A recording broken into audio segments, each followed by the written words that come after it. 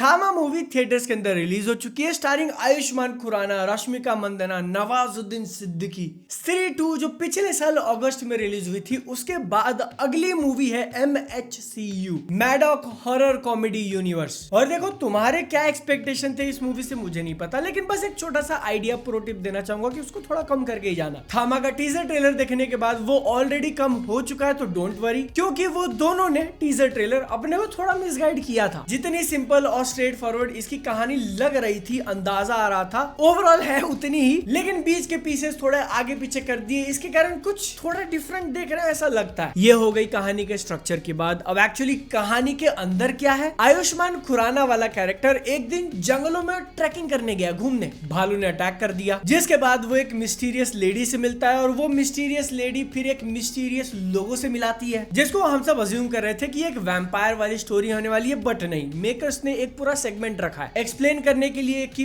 बेताल, vampire और बाकी सारी चीजों में difference. So this is not a vampire story, this is a Betaal story. लेकिन यही बेताल वाला जो कॉन्सेप्ट अब इस यूनिवर्स के अंदर नया नया इंट्रोड्यूस कर रहे हैं वो लोग, उनको लेके जो क्वर्क्स, थोड़े थोड़े नियम, बिहेवियर पिक्चर अपने सामने रखती है, उसमें से थोड़ा बहुत इंटरेस्टिंग है और थोड़ा बहुत फनी। जैसे कि बेतालों का दांत बड़े करके है करना, तुमने मुझे देखा, तुमको कैसा लगा बताना, अच्छा लगा, फनी लगा। मूवी के अंदर भी यही सिचुएशन है, कभी कभी वो अच्छा लगेगा, कभी कभी लगेगा कि भाई क्या कर रहे हो। स्पेशली एक ग्रीटिंग का तरीका उन्होंने शायद निकाला है कि है करके रक्तरंबा बोलोगे तो जो भी बेताल है कमरे में वो सब ऑटोमेटिकली है करके बोलेंगे तुमको। कहानी इसकी मुझे कैसी लगी उसका एक छोटा सा हिंट मैंने तुमको ऑलरेडी दे दिया था कि काफी सिंपल है, जिसके कारण फर्स्ट हाफ ठीक ठाक ही फील होता है। मूवी एक ऑलरेडी एस्टैब्लिश्ड दुनिया दिखाने के लिए लोर काफी सारा प्रेजेंट करती है, लेकिन उसी रूल्स और लोर के बीच में कुछ कुछ चीजें ऐसे खटक जाती है कि यार मे बी उतना सेंस नहीं बना रहा, थोड़ी वियर्ड चीजें इधर उधर। और इसको अगर सिर्फ as a stand alone movie की तरह देखने जाओ या फिर उसको बनाते तो ये आराम से टाइम पास वाली कैटेगरी में आ जाता मेरे लिए। लेकिन भैया क्या ये स्टैंड अलोन मूवी है? नहीं, ये एक सिनेमैटिक यूनिवर्स का पार्ट है और वो सारा का सारा अपने को सेकंड हाफ में देखने मिलता है, जिसके कारण इसका second half feels much better. Already जो 4 मूवीज आ चुकी हैं, स्त्री,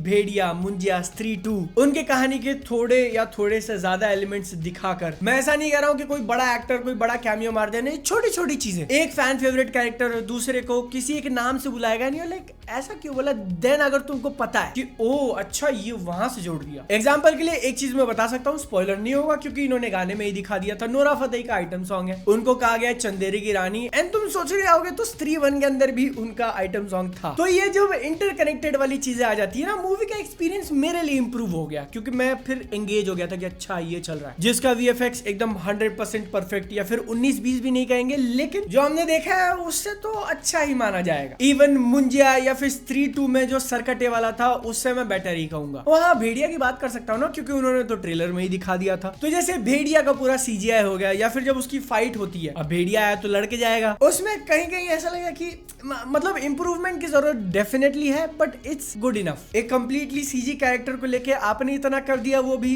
300-400 करोड़ रुपए बिना फूके, गुड जॉब। जहां तक मूवी के मेन कोर की बात करें तो ये एक लव स्टोरी है, आयुष्मान खुराना का कैरेक्टर और रश्मिका मंदाना का जो कैरेक्टर है उनके बीच में, वो इस पूरी कहानी को आगे ड्राइव कर रहा है, वो ये सारी चीजें जो हो रही है उसके सेंटर में, और वो लव स्टोरी वाली चीज पूरी की पूरी भी ठीक ही थी, नॉट गुड नॉट बैड। यही सेम एग्जैक्ट चीज मैं कहूंगा इसकी कॉमेडी के बारे में। देखो अब यूनिवर्स का नाम है हॉरर कॉमेडी, जिसमें से हॉरर पूरी पिक्चर के अंदर 1%, आधा %, अगर माहौल को थोड़ा सा स्लो करके एकदम बड़ा वाला साउंड इफेक्ट डाल दो और तुम डर जाओ तो तुम्हारे लिए हॉरर ज्यादा होगा। बट हॉरर वाले कोई भी मेजर छोड़ दो, मीडियम एलिमेंट्स भी नहीं थे। कॉमेडी भी मेरे लिए हिट एंड मिस थी, कहीं काम करती है कहीं नहीं करती है। जहां पर कैरेक्टर्स जेन्युइन है, परेश रावल जी को ले लो या फिर अपने पंचायत वाले प्रहलाद चा, इनकी छोटी छोटी बातें, छोटी छोटी हरकतों ने गिगल करा दिया, लेकिन कोई भी मोमेंट नहीं था यहाँ पे भाई क्या हो रहा है जोर से हंस रहा हूँ, नहीं। मेरा छोड़ दो, मेरे थिएटर में अच्छे खासे लोग थे, उनमें से कोई भी नहीं हंसा जोर से। सो या हॉरर कॉमेडी यूनिवर्स की इस मूवी के अंदर ना हॉरर ज्यादा है ना कॉमेडी ज्यादा है। तो तुम पूछोगे कि फिर था क्या पिक्चर में? स्पेक्टिकल ज्यादा है, और इसीलिए शायद ये एक अपने आप में मूवी फील नहीं होती, बल्कि एक लार्जर स्टोरी का छोटा सा चैप्टर फील होता है। क्योंकि नवाजुद्दीन सिद्दीकी का कैरेक्टर ले लो, पिक्चर में मुश्किल से